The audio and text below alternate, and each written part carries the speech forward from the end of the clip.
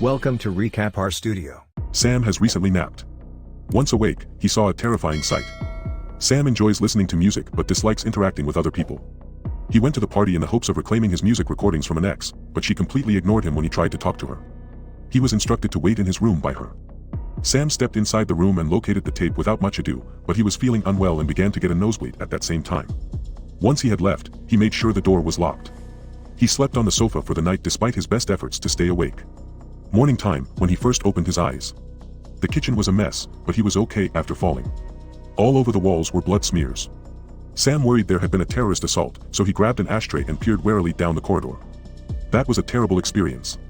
He turned to the glass panel. Men saw a horde of zombies on the street and in the building across the street, so he sprinted to his vehicle and honked the horn to alert his loved ones.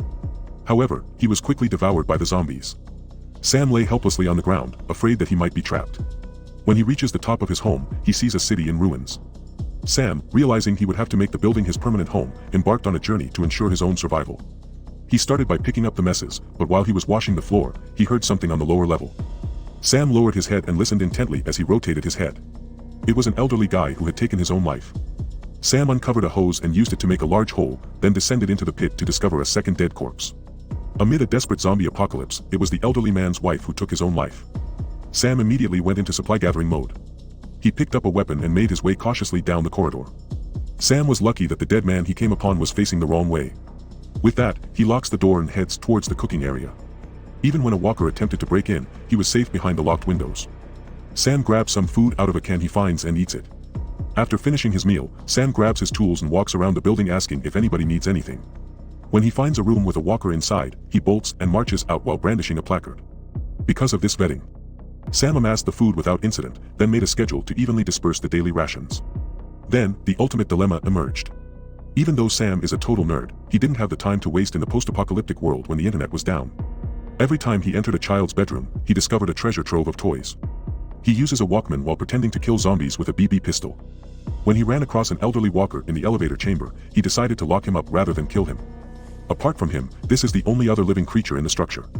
As time went on, Sam became more uncomfortable around abandoned structures. He made an effort to get back into his musical interest. He made an effort to create some noise, but the approaching zombies rendered his instrument useless. On that particular day, Sam detected an unusual odor. After taking a look around, he discovered the decaying remains of the elderly couple in the basement. Safely, he flung the corpses down the steps, but he just couldn't bring himself to take them to the window. He gave it some consideration, then rearranged the people on the bed and stuffed them into a sleeping bag. He also had a small funeral for the couple and centered a picture of them in the center. Sam felt a twinge of regret at the thought that he could be the lone survivor. Sam was experiencing a deepening feeling of isolation. Nightmares of being devoured by walkers plagued him, yet when he awoke, he found himself still standing in the shadows. Sam decides to try his hand at something he's never done before in order to pass the time. He made a lap around the structure. He stops jogging to have a chat with the elderly guy in the elevator when he becomes weary. Again, on this day, Sam was seen playing by the window with a toy pistol. Countless hours have been spent in his play with it. He suddenly spots a cat wandering the sidewalk. He was overjoyed to have the kitten around and even offered it a box of canned food as an enticement, but the unexpected commotion caused it to flee. Sam was eager to retrieve the kitty. As he cautiously stepped out from behind the vehicle to investigate, a zombie shambled over to attack. Sam slid inside the vehicle in a state of panic. He was likewise shoved by the undead. Sam hurried home in a panic after the terrifying battle, locked the zombie outside the door, and then discovered his hand was hurt. Perhaps he had been bitten by a walker, he thought. He held the rifle to his chin and then walked to the mirror to double-check. The doctor had told him to kill himself as soon as possible if his health deteriorated, but he fell asleep while waiting. Sam was startled awake. The man was immune to the virus. He departed in high spirits. But his moodiness returned really quickly. He had never felt so alone. He was bored to the point of hallucination. For some reason, he was certain that there was always someone else there. Tolerating it any longer was too much, and he broke down. On several occasions, he prepared to depart but ultimately changed his mind. The thought of being abandoned filled him with dread. He was scared of dying, too. Saddened, Sam reached for a drink. In the elevator, he had an argument with an elderly guy. He got release from his feelings of powerlessness by playing the drums obsessively. He continued to move to the window and yell even as the zombies rushed up. This existence was suffocating him. Desperate, Sam tripped and landed on his bed. He was startled to hear a sound at the door. A rifle in hand, he peered down the shaft. Whoa, that's incredible. He had human characteristics. She is shot, and Sam unlocks the door and carries her inside. Sam hurried to get her some medical attention. He couldn't stand to see her die. In the morning, when Sam finally entered the room, Anna was still alive. Sam cooked her some soup, and they ate and spoke with a fellow survivor over dinner. She had been waiting outside for a long time, but Sam never emerged from the other building. Reason enough for her to go in search of him. Unlike Sam, she spent time on the street seeking for refuge. Sam had told her to follow suit, but he was still too nervous to leave the safety of his own surroundings. Despite the fact that they disagreed, Sam appreciated having someone to work with, but as their group size increased, they started to run low on supplies. Sam tracked to the chamber previously identified by the walkers so that Anna could eat.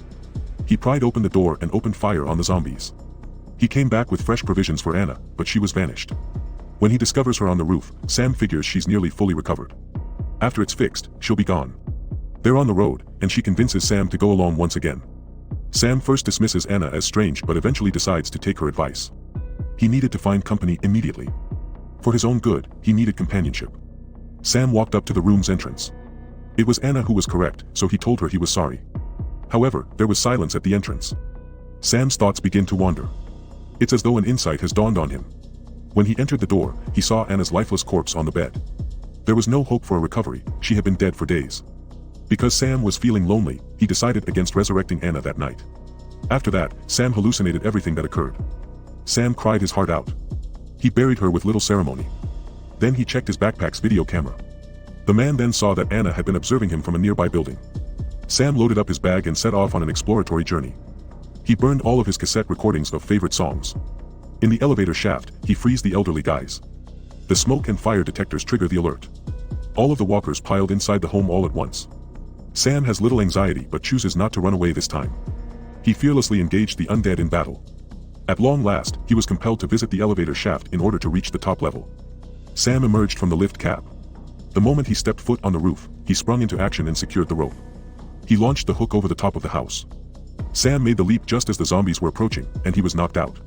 However, shortly after his hazy awakening, he musters the will to scale the window and observes the somber figures of the walkers below. He climbs up onto the roof at last. His face lit up, even as he gasped for air from exhaustion. Out in the distance, he saw a scene that had never before crossed his path. Sam's adjustment to life in the wilderness after years of urban isolation. It represents our individual struggles to free ourselves from the confines of our own rigid beliefs and the harsh realities of our society.